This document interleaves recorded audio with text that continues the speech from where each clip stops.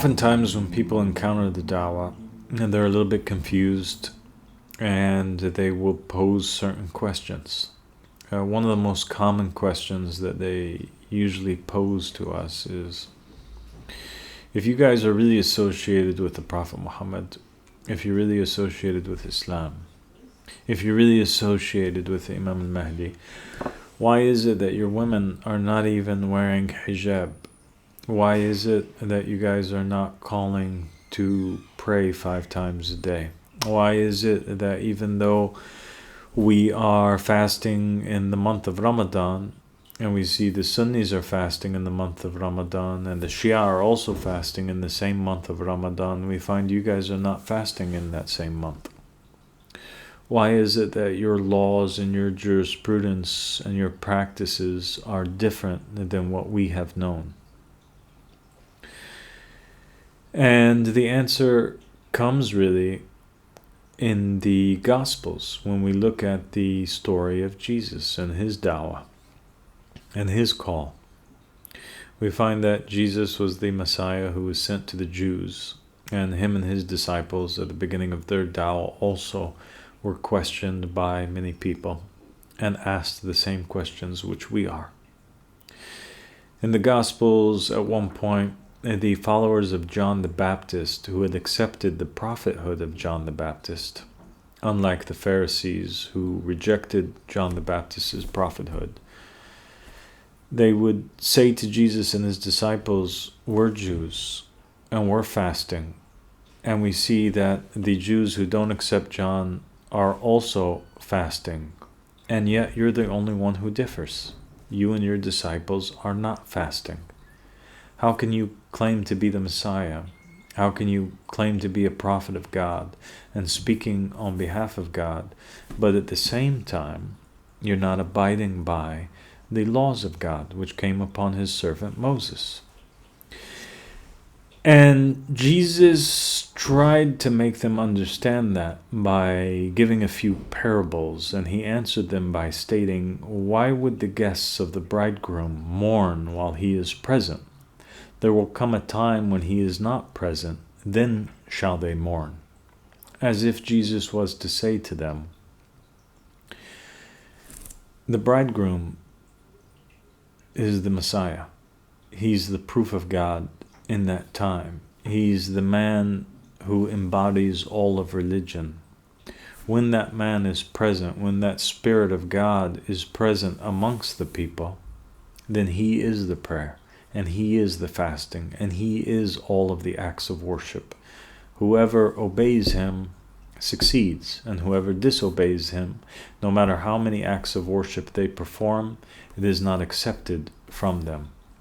The love of Ali ibn Abi Talib is a good deed where no bad deed can harm, and hatred of Ali is a bad deed that no good deed can benefit. So the wilayah of that man is all of religion, is what Jesus was trying to tell them. When that man is taken away and the people are in a state of confusion, then that's when it will become a time for mourning, a time for prayer, a time for fasting. But when the Hujjah is present, it's a time of working and listening and abiding by the commandments which he gives. Another time, Jesus says to them, "Does anybody pour new wine into old wineskin? If they do so, then it will burst, and the wine will fall out and be destroyed, and also the wineskin will be destroyed."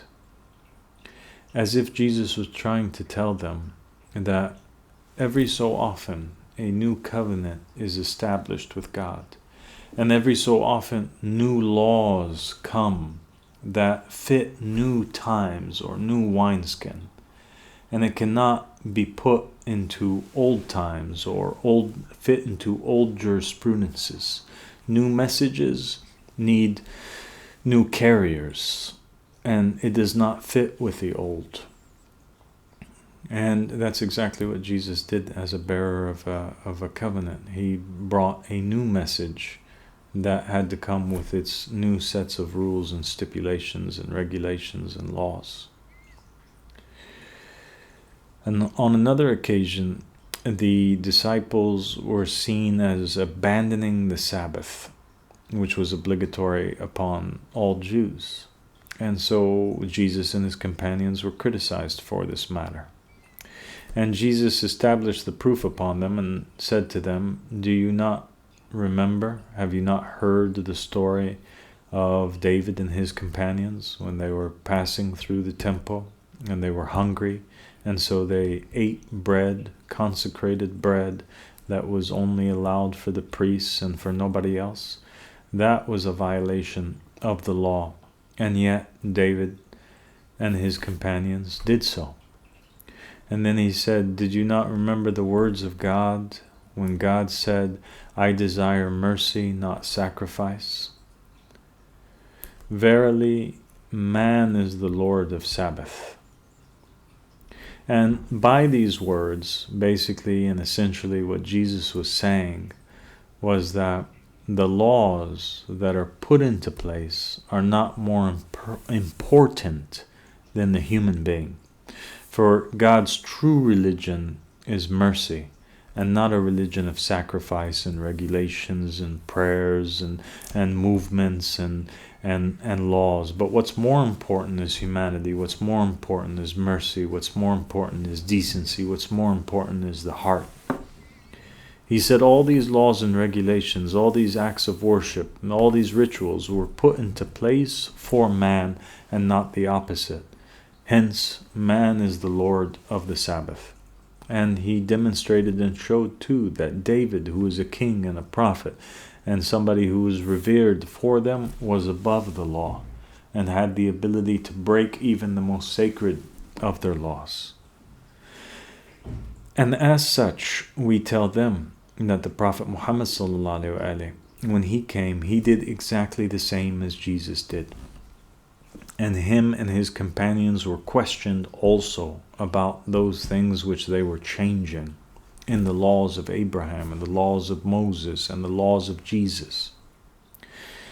When the Prophet Muhammad ﷺ was commanded by God to tell the Muslims that now, for the first time in 3 covenants, they had to turn their direction of worship, even though initially they were worshiping in that direction towards Jerusalem, towards the Holy Temple. Now they had to turn their faces and face for worship a new area, and that was the Kaaba in Mecca. The Prophet Muhammad ﷺ established new acts of worship, prayers, fasting that were not seen before in the previous covenants, at least in that form or that way. And the reasons why Muhammad ﷺ did it were the same reasons why Jesus did it and why Moses did it. And that is because he was a companion of a new covenant. And with that new covenant came new laws which were adaptable and were specific to that particular time. And as such, we are the companions of the 7th covenant. For the hadith of the Ahl Bayt alayhim salam said that when the Qaim rises, he'll bring a new matter and a new book and a new jurisprudence. And so it is evident that in the time of Imam Mahdi and in the time of the Qaim, the riser of the family of Muhammad, there will be a new covenant which is established, a 7th covenant. And that is what we are commanded to invite people to, a new way and a new path with its new acts of worship, a continuation of the old, but not the same. The way that people feel today is the same that they felt before in those times.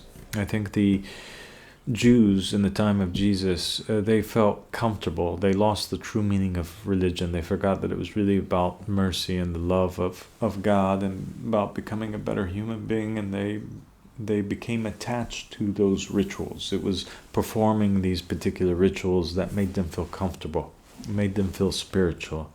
And so they got attached to the wrong thing. They left the basis of religion and they took the outer shells of religion and became attached to it. The same thing is happening now, and that is that people are perhaps afraid to look into this religion, or afraid of the religion because it doesn't have these familiar aspects to it, or acts of worship that they have become attached to, even though they really mean nothing. And they were merely tools that would help the human being gain a closer relationship with God until the establishment of a divine government, and God sends himself or his spirit through a messenger from him once again. The people unfortunately became attached to the acts and not the man, when it's the opposite. That's important.